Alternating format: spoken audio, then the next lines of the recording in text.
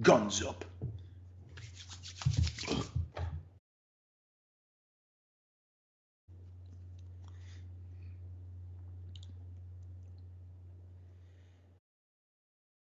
All right, here we go. Sports Bet Betting Insight today. Paulie and Teddy, SBR picks. All the betting news you need to know in less than 20 minutes. I'm at Real Sports Bet on Twitter. He's at Teddy_covers. The association is back. Some win totals that we like. Doubleheader on TNT. What a way to start the season with Boston and Philly and the Thunder taking on the Warriors. We'll run through the college football here in a second. All the moves, bad beats, bad bets, bad for the books. And 2 playoff games. We will get to the day game coming up at 2 o'clock Pacific with the Red Sox and the Astros. Let's start with last night. One bad beat. Soccer. Spain. 160 up to 180. They lose at home for the first time since 1987 to England. Shots 23-5. But England got 3 quick ones. They hang on to win 3-2. Tough beat in the world of soccer. Bad for the books. Red Wings Canadians over 5.5 up to 6. 7-3 final. Some bad bets. Ottawa Dallas over 6 to 6.5. 4-1. Kings plus 190 down to 150. Maple Leafs win again. They're 6-1. They won 4-1 in that one. And they bet the Brewers Dodgers over from 7 to 7.5. The story of this series has been the starting pitching for the Brewers. They win 4-0. Made it interesting in the bottom of the ninth. Chacin was solid again. Yeah, real interesting in the bottom of the ninth in that ball game. If you had a ticket on the Brewers, you were sweating. A lot of drama in that ninth inning, but back-to-back outs when it mattered most with the bases loaded in that ninth inning. And a couple of dangerous hitters at the plate. Let's give the Brewers bullpen credit as well as their starting pitching. I didn't know the pen was going to be able to bounce back off, or that rough game 1. But they have. And Milwaukee is now I'm not going to say taking control of the series. You don't take control of the series till you're up 3-1. But Brewers have the edge going into game 4. Big one tonight. Must win for the Dodgers. They're not winning 3 in a row if they lose tonight. Monday Night Football recap. Easy play of the day winner. That is now 39-12. You bet the home team over on Monday night going into the bye week. That's an insane trend. It's won the last 2 weeks, and it's the same Monday night scenario next week with Atlanta at home. Bet the over as they're going into the bye week, 39-12. That one almost went over in the first half. Beathard played well at times. 49ers had some costly turnovers. Big penalty on Sherman. Mason Crosby made the kicks this time. Packers win, don't cover. Both sides get there on a teaser. Yeah, and really, I mean, from a point spread perspective, from a total perspective, this game had very little drama. 49ers wire to wire, over wire to wire. When it comes to the straight up result of this game, everyone's pointing fingers today. Richard Sherman's penalty. Oh, Richard Sherman on 3rd and 15 on the final drive for the Packers before Golden State. I got NBA on the brain already. Before Green Bay marched down the field and set up that game-winning field goal. Sherman's taking heat. First, it was a dicey. I mean, you don't like to see the refs throw a flag on that decides a game. Personally, he grabbed. It wasn't egregious. We see that every play. All right. Oh, come on. It That's wasn't. the definition of egregious. He grabbed him. Second. Again, we're allowed to have different takes. But secondly, and most importantly, what the hell were the San Francisco 49ers doing on defense on that final drive that allowed 5 different passes to get caught on the sidelines and the receiver to go out of bounds with no timeouts? That was bad defensive game planning. That's all on the coordinator. And that is why San Francisco lost straight up last night. Coaching as much as Richard Sherman or players, in my opinion. I don't care. We're live. You can't say something stupid. He had the guy in a bear hug. Now, did it happen after Rodgers was sacked? That's what we don't know. And ESPN did a poor job of showing that because there's such a quick play. Bam, Rodgers goes back to pass, and then he's down, sacked. So it was a quick play. That's why I wondered. And you could argue it was the opposite side of the field, too, maybe. I don't know if it was in the middle of the field, but he certainly grabbed them. But a tough beat there as they were going to get the ball back on 3rd down. Here we go, college football. Bad beats, a ton of them. Vandy plus 9.5. 7.5, 8, 8.5, 9.5. They're up 21-3 in the second quarter. They were outscored 24-7 in the second half, and Florida's just trying to run the clock out up 7. They break a long run. They kick the field goal with a minute left. They win by 10. Brutal beat if you had Vandy. Tulsa money line Friday night. Outscored 15-0 at home in the fourth quarter. Lost by 1 to South Florida. Ole Miss, Arkansas, under 69. 2 touchdowns in the final 4 minutes for Ole Miss. They win 37-33. Nebraska money line. Up 10 with 2:30. Come on. And Northwestern goes 99 yards with no timeouts. They win in overtime by 3. North Carolina money line. They fumbled at the 1-yard line, and then Virginia Tech went 99 yards to win the game with Willis, the backup quarterback. So those are my bad beats. What do you have on Middle Tennessee? Yeah, I mean, that's just one day's worth of college football. You know, you get Vandy. You're up 21-3. You feel great. You got Tulsa on the money line. You're up 2 touchdowns in the fourth quarter. You feel great. You got the Ole Miss Arkansas under. You feel great. You got two DDs in the last 4 minutes. Oops. North Carolina money line. Oops. I mean, that was brutal. And let's give Willis credit. That was an impressive drive, admittedly against the Tar Heels defense, but go 98 yards in the final minute. Really impressive for Virginia Tech to get that win. But Middle Tennessee State certainly stands with them. So the starting quarterback, the senior starting quarterback gets hurt. They lose their guy. Doesn't matter. They're still winning. Florida International scores late. They get the 2-point conversion. Middle Tennessee drives down the field. They get intercepted in the end zone on the final drive and a pass from the 16-yard line. A field goal would have tied it. Middle Tennessee plus 2.5.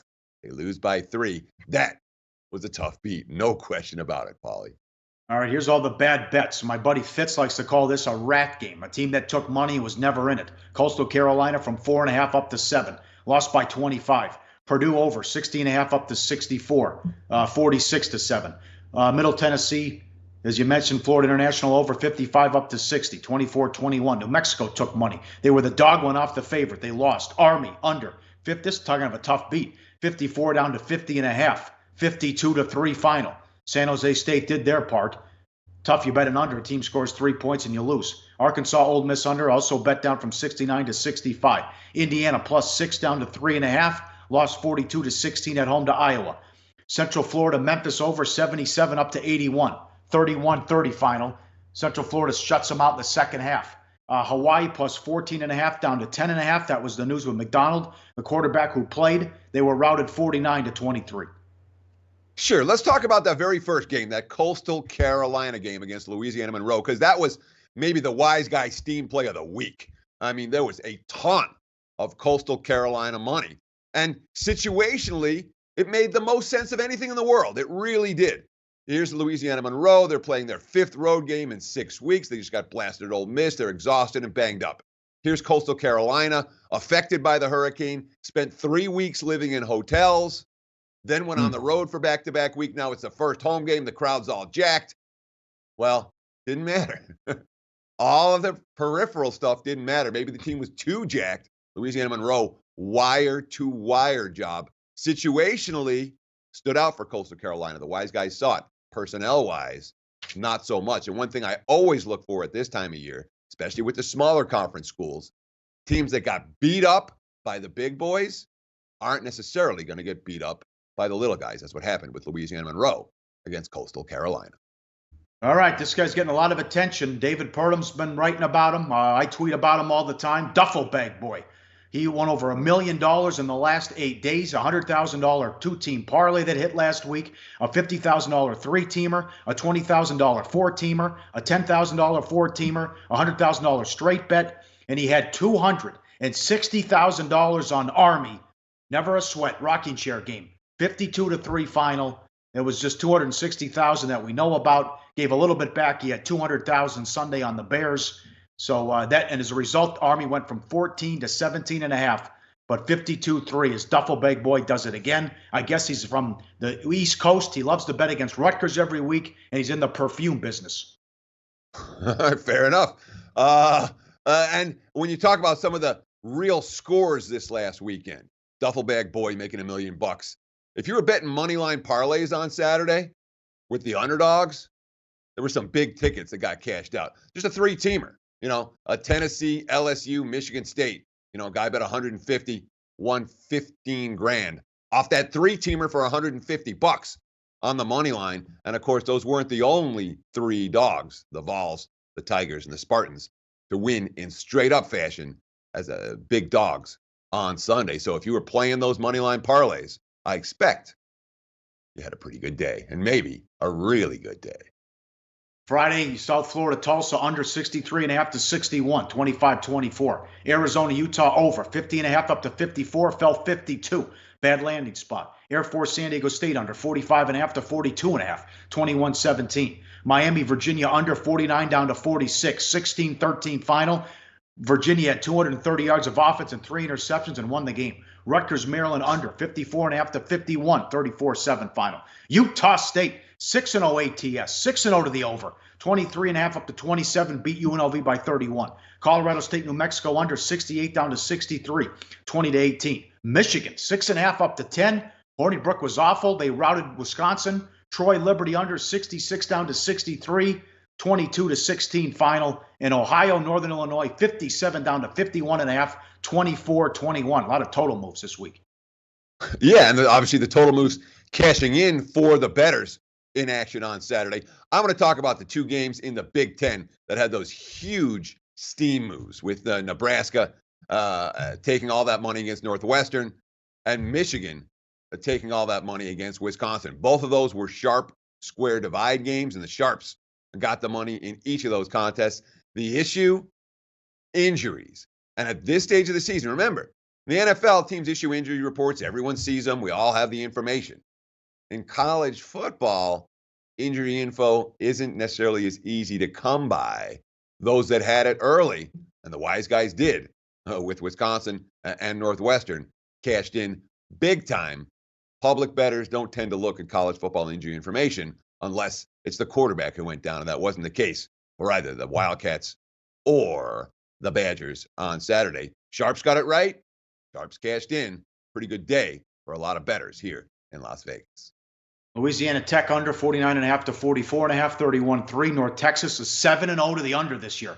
Every North Texas game has gone under. 59 down to 52.5, 30-7. Temple 4.5 up to 6.5, touch 7. They won by 7. Tennessee plus 18.5 down to 14.5, won outright. The Florida game we went over. And Sparty, Penn State under 56.5 to 53.5. He's in Tom Herman territory. D'Antonio's great as a dog. They won outright at Penn State. Here we go. The association starts tonight. Doubleheader on TNT. Rematch of the playoffs. The Celtics took out the Sixers in 5. They are 4.5 at home, 209 the total. Hayward's back. Kyrie's back. Their win total's 58, 59. Some people think that's way too low. It could be the 1 seed in the East. The Sixers lose Bellinelli. They lose Ilyasova. They replace him with Muscala and also Chandler. Fultz is going to start. Can he live up to the hype of what happened last year with the fixing the shot? And you wonder about his confidence as well. Did Ben Simmons develop a shot? Those are scary videos we saw from the summer. If Ben Simmons develops a jumper, unguardable. Watch out. But I played the 76ers under 54. They won 52 games last year, which coincided with a 16-game winning streak to end the regular season. You worry about the health of Embiid. How many games will he play? How many minutes? Sixers under 54, but a great matchup here to start the season. And I wouldn't be surprised if the Celtics run away with the 1 seed. As with the injuries last year, 1 win away from going to the finals, even with Kyrie Hayward out, but it got Tatum and these other guys a lot of experience in minutes. Yeah, look, Boston is as deep as it gets. They have the best coach in the NBA, and they are, in my power ratings, the clear number 1 team in the East. But Philly's number 2. Brett Brown, here's the quote, which kind of speaks to your taking Philly under, because it's not all about this year for Philadelphia. Brown, I think our future is amazing. I see a progressive growth. I think we've got a chance to be good for a decade. I think we have a chance to be good for a long time, and that's what excites me the most. Yeah, for Philly, this is still part of the process. For Boston, it's championship time. It's NBA Finals time. So I think coming into the season, the expectations, the 76ers hope they can get there. The Celtics expect to get there. And of course, when we look at tonight's game, in my mind, it's really hard to bet. It's a really tough game to get involved with. I'm not in any rush to stand in front of Boston with Irving, with Hayward, after a great preseason, with a very, very deep roster. Celtics are bet on. You know what I mean? They're not a team I'm looking to fade. With Philly, and obviously you talked about Simmons. Simmons looked really good in preseason. Fultz looked really good in preseason. If Fultz, Simmons, and Embiid become a big 3, which they may well be able to do. I don't think Philly has their depth. They certainly have their star power. I expect a battle tonight. This is going to be an all-out war. Both teams trying to make a statement on the opening night of the season. And the champs are laying 12 against the Thunder. Westbrook's out. Robertson had surgery. You bring in Schroeder to help out. Unfinished business, right? Okay. You lost in the first round of the playoffs. Please, Paul George, cut it out. But again, the only people that can slow down the Warriors are the Warriors trying to become the first team to three-peat since the Lakers 2000 to 2002, trying to win 4 titles in the last 5 years. They're minus 280 to win the West at William Hill and minus 180 to win the title. 2 $10,000 bets to win the title at plus money when the lines opened up at the Westgate. And we'll see if the Warriors can spake the Thunder. Their win total is 63-62. Can't play it because it figures to go under again as they won 58 games last year. But they're so talented with 5 All-Stars and Iguodala, Finals MVP, that even if they don't care, they're so good they could wind up winning 65. Well, exactly. But the Warriors have nothing to prove in the regular season. We saw that last year when they weren't very good in this double-digit point spread range at home. They struggled early. In fact, they lost on opening night last year. They lost on opening night and ring ceremony the previous year. But obviously the Thunder playing not just shorthanded, very shorthanded without Westbrook and Robertson in the lineup. All right, Major League Baseball, 2 games. Start with the early game. Astros at home against the Red Sox. Keuchel, who hasn't pitched in, 8 days? 7 days rest is $1.38 and a half the total against Eovaldi. Series tied at 1, 2 o'clock Pacific with this game. I think there's going to be runs scored. They saved their season in Game 2 with the comeback. Houston's still favored to win the series, and now you don't know with Sale, his availability in Game 5, illness. He had to go to the hospital. But we'll see here as they lit up. He was with the Rays, but they lit him up with a bunch of home runs. I know Bregman talked about it or put it on social media, and it got back to Eovaldi as his teammates let him know about it. He pitched well against the Yankees. I'm not sure if I trust Keuchel, though. I'm not sure if I trust either guy, to be honest. Eovaldi, as you mentioned, gave up back-to-back jacks in his only start against the Astros this season, although his quote is a confident one. Quote, "I feel like I'm a completely different pitcher. I'm attacking it a lot differently. I'm going to try to keep the same approach as I've been attacking hitters now and moving forward. They have a lot of aggressive guys in the lineup. They swing early in the counts. Not too many of them like to walk, so I try to keep them in the ballpark, and go from there." And as you mentioned, he was brilliant against the Yankees in the ALDS. Overall, when you talk about pitchers that I definitely trust in a big game, Nathan Eovaldi, not one of them against the Astros, and particularly, when you talk about that Houston lineup. But Keuchel may well have his issues here too. As you mentioned, he struggled in his career against the Red Sox. He hasn't pitched in over a week, and he's going against a Boston team. Jackie Bradley Jr. With the big hit in game number 2. He wasn't the only one. That Red Sox lineup obviously as potent as any in baseball. And Keuchel saying he's fine. I'm good with the bullpen sessions and all of that. But if I was looking at this game, I would expect the lineups to be in better form, perhaps, than the pitchers, both starting and bullpen. Lean over for Game 3 in Boston and Houston. That's right. And here's what I played with win totals. I love the Bucks over. I got a good number, though. I got 46. I think the Bucks win the division. Budenholzer is going to work wonder. They won 44 games last year, and their coaching situation was a shit show. I like Portland under. I like the Pistons over. I like Casey coming in and replace a Van Gundy. I like Philly. I played Philly under. I played the Lakers under. I think the Knicks go under. There you find 30. If you can grab 30 with that one. But play of the day, we'll go Hawks under 24. This is the worst team in the league. It's not even close. They won 24 games last year, and they're going to be a dumpster fire. They are tanking. They are openly tanking as they have the Dallas pick with the Doncic trade. Trae Young's probably going to shoot 28 times a game. That's going to take some time. New coach. I think it's going to be a long season for the Hawks. I don't see how the hell they get here. I'll be shocked if they win 20 games. They're terrible.